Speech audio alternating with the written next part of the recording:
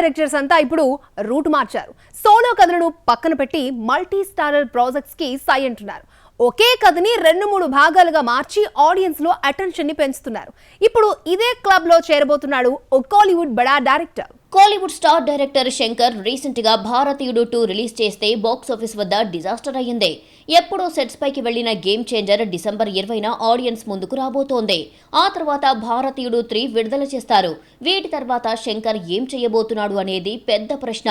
తాజాగా దీనిపై ఓ స్పష్టత వచ్చినట్లు కనిపిస్తోంది. కాలీవుడ్ స్టార్స్ అయిన సూర్య, విక్రమ్తో ఓ భారీ మల్టీస్టారర్ ని ప్లాన్ చేస్తున్నాడట. మొత్తం 3 భాగాలుగా ఈ ప్రాజెక్టు తెరకెక్కబోతున్నట్లుగా కాలీవుడ్ వర్గాల టాక్. తమిళనాట వేల్పారి అనే నవల బాగా పాపులర్. ఈ పుస్తక హక్కులు చేజెక్కించుకున్న శంకర్ 1000 కోట్ల బడ్జెట్ తో ఈ మల్టీస్టారర్ ని తెరకెక్కించబోతున్నాడట. 3 భాగాల్ని ఒకేసారి షూట్ చేసి 6 నెలల గ్యాప్ లో విడుదల చెయ్యాలి అన్నది డైరెక్టర్ ప్లాన్. అయితే ఇంత భారీ ప్రాజెక్టు చేయాలంటే శంకర్ కి మంచి నిర్మాత దొరకాలి. అది జరగాలి అంటే అర్జెంటుగా శంకర్ కు ఓ మంచి హిట్ పడాలి. అది గేమ్ చేంజర్ రూపంలో దక్కాలి. అప్పుడే శంకర్ కలల ప్రాజెక్టు ఎలాంటి ఆటంకాలు లేకుండా సెట్స్ పైకి వెళ్తుంది.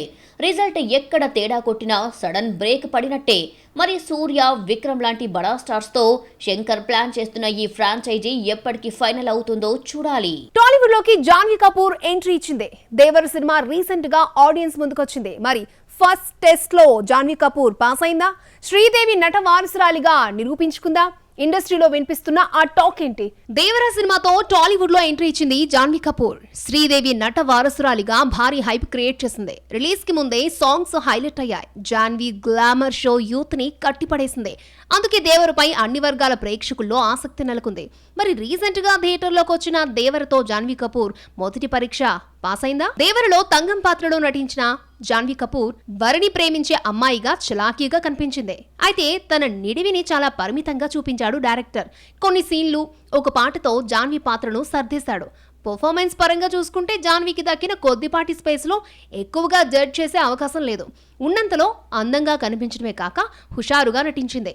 దర్శకుడు తంగం క్యారెక్టర్ ని డిజైన్ చేసిన విధానం తేలిపోయింది. యాక్షన్ ఎలివేషన్ కి ఇచ్చినంత స్కోపు హీరో హీరోయిన్ ట్రాక్ కి ఇవ్వలేదు. అందుకే జాన్వీ కపూర్ స్వయంగా చెప్పినట్టు తన స్టామినా బయటపడేది దేవరా పార్ట్ 2లోనే. అది ఎప్పుడొస్తుందనేది ఆ దేవుడికే తెలియాలి. ఈలోగా RC16 తో జాన్వీ ఆడియన్స్ ముందుకొచ్చే ఛాన్స్ ఉంది. సౌత్ లో ఓ పాన్ ఇండియా మూవీ రిలీజ్ అవుతుందంటే పబ్లిసిటీ పీక్స్ లో ఉండాలి. విడుదలకు నెల రోజుల ముందే హడావిడి స్కైని టచ్ చేయాలి. కానీ వైటాయిన్ విషయంలో ఇలాంటి సందడి ఎక్కడా కనిపించడం లేదు. ఎందుకలా?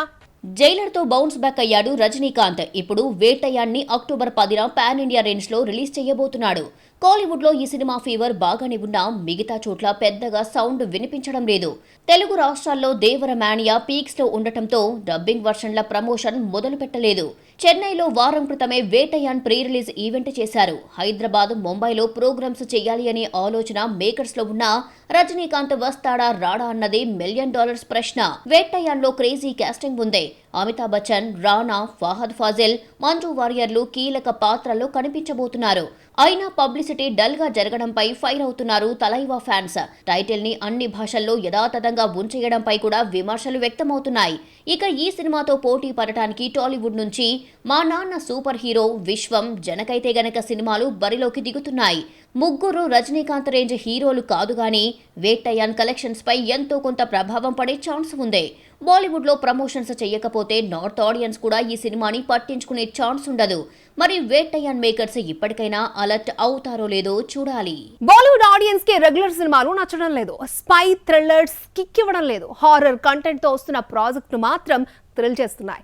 అందుకే ఇదే కాన్సెప్ట్ తో బాక్స్ ఆఫీస్ బరిలో దిగుతున్నాడు కార్తిక్ ఆర్యన్. మరి స్త్రీ 2 సెంటిమెంట్ ని భూల్ భులయ్యా 3 రిపీట్ చేస్తుందా? బాలీవుడ్ లో ప్రెజెంట్ ఫుల్ డిమాండ్ ఉన్న కాన్సెప్ట్ హారర్ కామెడీ. ఈ ఏడాది ఈ జోనర్ లో వచ్చిన ముంజియా, సైతాన్, స్త్రీ 2 సినిమాలు హిట్ అయ్యాయి. నిర్మాతలకు కలెక్షన్ల వర్షాన్ని కురిపించాయి. అది తాజాగా ఈ సెంటిమెంట్ ని రిపీట్ చేయడానికి రెడీ అయింది భూల్ భులయ్యా 3. సెకండ్ పార్ట్ తో హిట్ కొట్టిన కార్తిక్ ఇప్పుడు థర్డ్ పార్ట్ ని ఆడియన్స్ ముందుకి తీసుకురాబోతున్నాడు. తాజాగా టీజర్ రిలీజ్ చేసి ఆడియన్స్ లో అటెన్షన్ ని పెంచాడు. భూల్ భులయ్యా 3 టీజర్ ఓవైపు ఫన్ క్రియేట్ చేస్తూనే ఫియర్ ని హైలైట్ చేస్తోంది. ఓ సింహాసనం కోసం సాగే కథగా ఈ సినిమా స్టోరీ కనిపిస్తోంది. విద్యాబాలన్ కుర్చీకి పైకి లేపే సీన్ ఫస్ట్ పార్ట్ లో మంచం అమాంతం లేపే సన్నివేశాన్ని గుర్తు చేస్తోంది.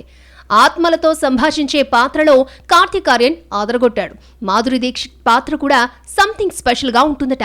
మొత్తానికి బాలీవుడ్ లో రీసెంట్ గా వచ్చిన స్త్రీ 2 భారీ కలెక్షన్స్ ని రాబట్టింది. ఇప్పుడు దీపావళికి ఇదే జోరు కంటిన్యూ చేయడానికి భూల్ భులయ్యా 3 రెడీ అవుతోంది. హీరో సెంట్రిక్ ఇండస్ట్రీని హీరోయిన్లు ఓవర్టేక్ చేస్తున్నారు.